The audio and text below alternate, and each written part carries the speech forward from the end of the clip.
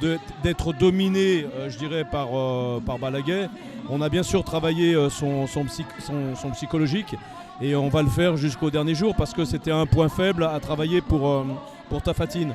Il a une manière de s'exprimer qui donne l'impression qu'il a peur, mais je peux te garantir qu'il n'a pas peur. Il n'a pas peur. On peut dire que c'est une stratégie pour pouvoir induire son adversaire en erreur. Si tu veux, Tafatine a un physique qui est hors norme et il faut qu'il soit très intelligent dans son combat pour ne pas commettre des erreurs qui pourraient lui être fatales.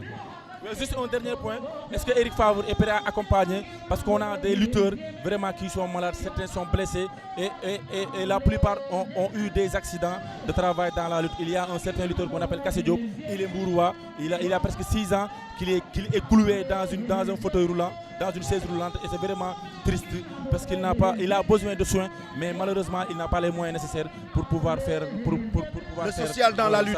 Est-ce que Eric est prêt à accompagner les lutteurs, ces genres de lutteurs? Écoute, je ne connais pas ce cas particulier. Ou bien on attend le combat, après on viendra sur ce point. Pas de problème. Il y a un combat, la dernière demi-finale. C'est la dernière demi-finale. Oui, entre Mohamed Bayo. Waaw. Mohamed Bayo moo féete ndeyjoor. Waaw.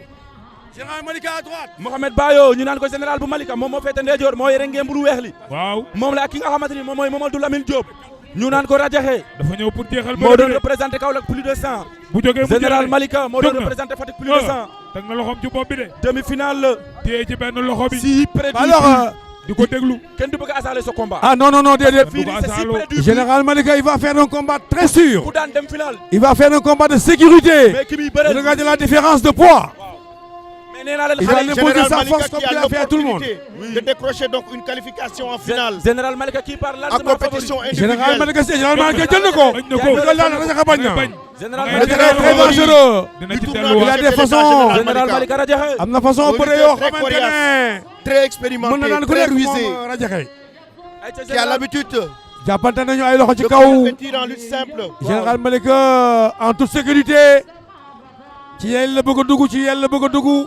Général Malika te poko xajul ci yel jël na tànk ba mu mooy tànk ba la soxla nag. Général Malika këf na tànk ba bàyyiwaat ko. Radiakhé nee na ko bëreel.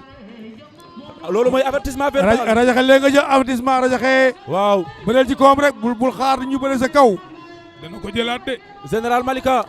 moo ñu woon La ginnaaw bataille de force donc Boucar. ñu naan ko Mohamed Bayo. Effectivement entre Général Malika et Mohamed Bayo. Général Malika qui est certes favori. Général Malika l'ami de Serigne Ndiaye son ami. waaw son ami. xam naa Serigne Ndiaye ma nga toog di lox. yàq nañu combat bu neex père. gis nga seen diggante ñoom ñaar. yàq nañu combat bu wax neex naa leen ko nee naa leen yéen ñaar nga war a bëre. dañu war a ñu mayante ne non père bàyyi noonu rek dañu war a quoi. mayante des millions. ndeysaan xëy na day demee ci lamb waaye man d'accord mooy ko. Général Malika man ànduma ca yooya. Général bokk leen nekk gi nga war a bëree loolu mooy dëgg. Général dafa bëgg a dem. Général Malika jël na ko. Général Malika daan na Général Malika. Il y a une chute de ballon. L'arbitre demande de continuer. C'est exceptionnel. Général Malika est battu de c'est exceptionnel. Très dangereux. C'est exceptionnel. dafa naagu. Général Il a mis Malika. en 3 buts. C'est le Que grand ce favori. soit non validé par l'arbitre. nee naa Oui. Général Malika a voulu profiter de Pourtant cette occasion. c'est le grand favori. Et il a trouvé encore un bouquet de Ndior. différence de poids amoon na de. nee naa la xale yi dafa bëri ay Daba. trompeur. différence de parce poids que amoon Radiakhé bii na de. nii drapeau chef de l'État Kaolack moo ko finalé woon catégorie 100 kilos. Général Malika qui perd malheureusement en demi-finale. Général Malika qui perd. nous a tout le temps montré mais des choses techniques très graves. la Ouais. première défaite Et de là où il vient tout le temps faire des choses, des surprises. Parce que regarde comment il est. Un peu nonchalant, il n'est pas trop costaud, mais il est efficace à l'intérieur. Mais et sur il le est plan technique, intelligent. mais comment il a Moustapha. battu Général Malika? la première défaite de Général Malika depuis le début des waaw compétitions. waaw mi ça ngi doog aussi a. on peut dire que c'est comme ça. c'est un exploit. La Vraiment. loi du sport. Mais la techniquement, loi est-ce des qu'il a sports. joué sur l'équilibre pour battre Général Malika? Déjà, Radiakhé lui a déjà déséquilibré, tu as vu? Oui, Il y avait dans un pas de premier chute. temps. En tout cas, il n'y avait pas de chute.